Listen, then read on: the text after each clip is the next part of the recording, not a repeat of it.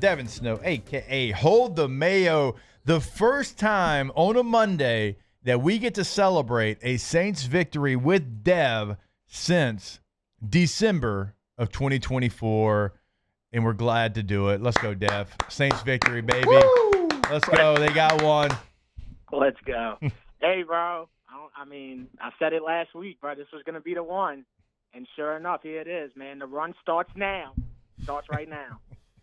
Hey, they got some winnable games. Patriots, Bears coming up, and so we can get to all of that. But, hey, it was a very, I would say, ultimate team victory where the defense had the takeaways, the offense made enough plays. Now, Groupie still missed 2 kicks, but he made 4 kicks, and my guy, he better start making some kicks or his – anyways.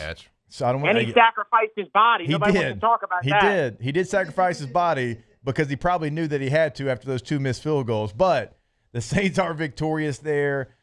Rattler makes plays. Shaheed makes plays. The defense, Kool-Aid makes plays. It was the ultimate team victory, Deb.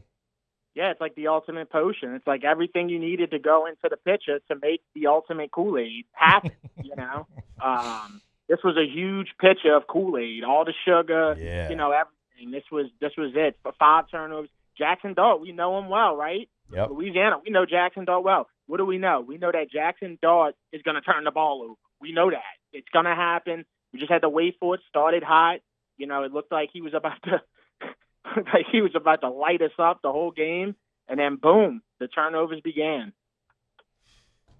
They did. So I was watching the game. So we're big Cam Scatterby fans around here. We just we just love, like, the brain cells are just not all there, and we love it in such a great way. Like, I was watching the game and I was cheering for the Saints, of course, but I was also kind of cheering for him. Like, I'm like, my God, this is impressive. It's taken like 8 Saints defenders to like claw and scratch this guy down. What is your, like, give me a takeaway in Cam Scatterby? Were you kind of cheering for him as well? No, I mean, I've always been a fan of Scatterby. I'm definitely wanted the Saints to draft him. All of it. But as of yesterday, see you later, dude. Like coming to the dome. You know what I'm saying? You better be ready. Fumbled the ball. Howden takes it. Look, opportunistic Saints, man. That's really what it was. How many times have we seen a fumble happen, the Saints didn't recover it? Yeah. You know what I'm saying? Well, yesterday it was, okay, it hops right into Jonas Sanka's hand. It hops right into Jordan Howden's hand. He goes to the house with it, like opportunistic Saints, man. I mean, to be honest with you, once Eric, and, I don't wish Andrew on nobody, but once Eric Reed went out, them safeties were playing. Yeah. They were around. Jonas Sanka, you cannot lure him away from the football. He is always by the football. We got a gem in Jonas Sanka, man. It's something about dudes with the name Jonas Valanciunas, Jonas Sanka. They just, I don't know, they fan favorites. And here we are again, another Jonas. And it looks like he's going to be a future real-time player for the Saints. Dev, going back to the quarterback position, Flynn and I have sat here for really the entire season, and we've watched Spencer Rattler, and he's been efficient. And I know so many people like tank for this guy, tank for that guy.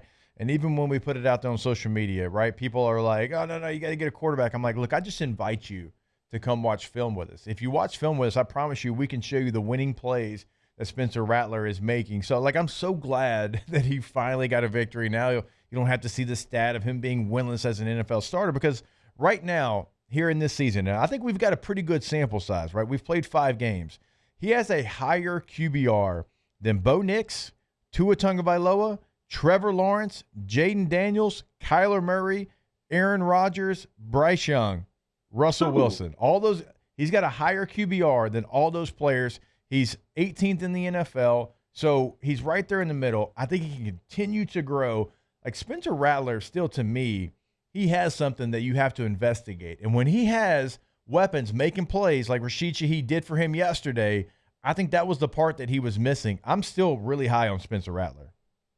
Yeah, and my favorite thing about Spencer Rattler is really don't turn the ball over this year. I mean, if you look at it, he's got 1 interception on the season and the poise. I mean, nothing can make this dude flinch, and it's just like yesterday, man, the poise again. It didn't start great. The Saints started awful. I mean, their first drive, they started on the 9-yard line. I mean, they got to fix that, by the way. The kick returns and all that, I don't know what's going on. They're not getting good field position. Doesn't matter. Spencer Rattler is overcoming adversity, man. So there's a reason why less and less people have talked about, hey, man, try out Tyler Sharp. You don't hear none of that. Yeah. It's even with 4 losses, it's like, no, dude, like, this is our guy right now. And what a win, man. And you got a chance. The Patriots, they high, man. They high as giraffe cheeks, right? So they excited about beating the Bills, right? That's right where we want them. Come to the Dome, and I feel like we can beat them, man. I really do. Which cheeks are we talking about, Dev? The cheeks by the giraffe's lips. Okay, all right. Just want to make sure. Just want to clarify that. Both are really high though, and that's where Patriots. Either one. I saw Portnoy last night on Twitter, man. This dude, you know what I'm saying? I can't wait. I cannot wait for the Saints to beat the Patriots. Oh, I hope that for you. I hope that for our boy T-Bob, who he's got to go on the show with Portnoy. I believe he's like Mondays. I don't remember which day it is, but they've been giving T-Bob a hard time about the Saints. I want our boy to be able to have that ammo next week.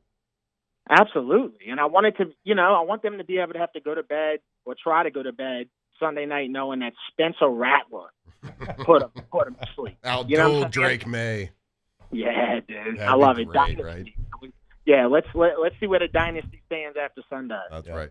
So, Dev, we're talking a lot about like individual players stepping up and Rattler, blah blah blah.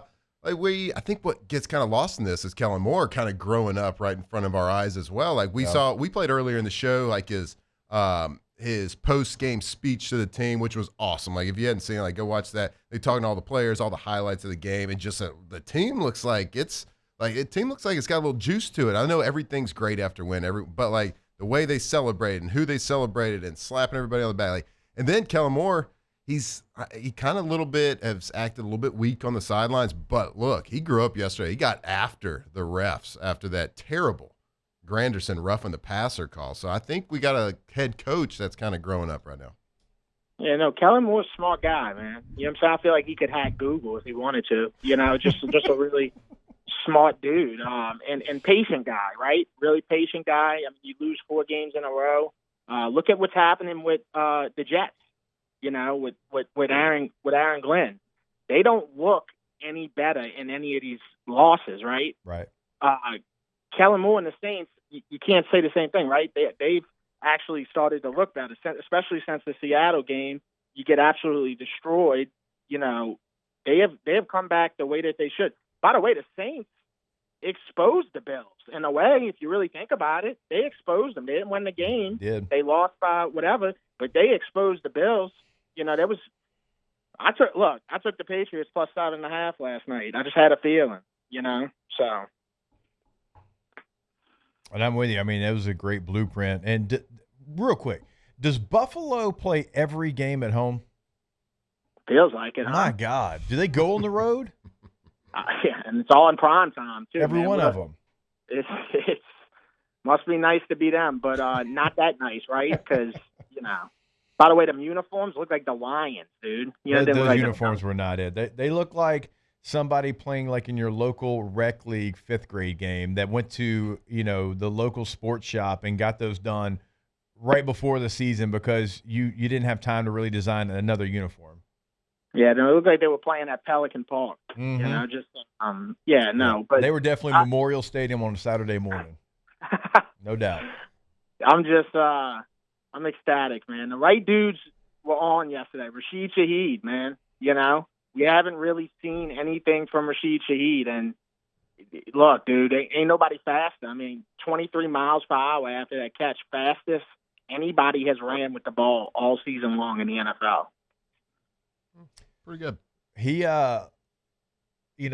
he's got some traits if he can stay healthy. And I know Alondra's been on this train. He needs to be like receiver 1 right now to me. Like he has the traits to do it, and the offense can go through him, and then like take some pressure off Olave and allow Olave to do the intermediate stuff because he is really good at it. And Rashid Shaheed to me just has a different makeup, a different mentality, and I'd love to see him get more targets. And look, you can have 2 receiver ones. Olave's still a really good player. I don't want to take away from him, but there's something right now that he doesn't have that I think Shaheed does have.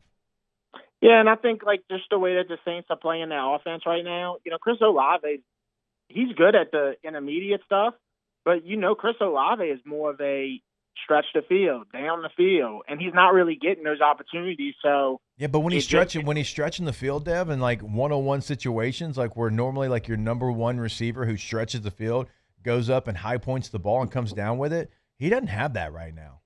No, so he's better off doing the intermediate stuff. It's crazy how that works out, but that's how it's working out. And yeah, man, it's what did y'all think about the refs yesterday? Because first of all, not even the refs could beat the Saints. That's how on they were. The roughing the passer was the softest ish I've ever seen in my life. I mean, and it's just so crazy because like they start the game with the catch thing that was like the most obvious not a catch. I mean, I don't understand. You get no explanation. They'll never talk about it again. It's always it's why Saints fans are the way that they are about the refs. It's always Saints that they do these egregious calls. Yeah. It's I don't know, man. It's just it's pathetic, and all I can think about is Roger Goodell every time. Dev, I see you posted your mayo spreads. How are we doing this year, like in the totality of the mayo spreads? I mean, look, man, we went in both NFL and I'm not going to sit here and say I'm 80% or anything like that, but I think in college I'm 32-22 on just spreads, and then in NFL I think I'm 3 games above 500.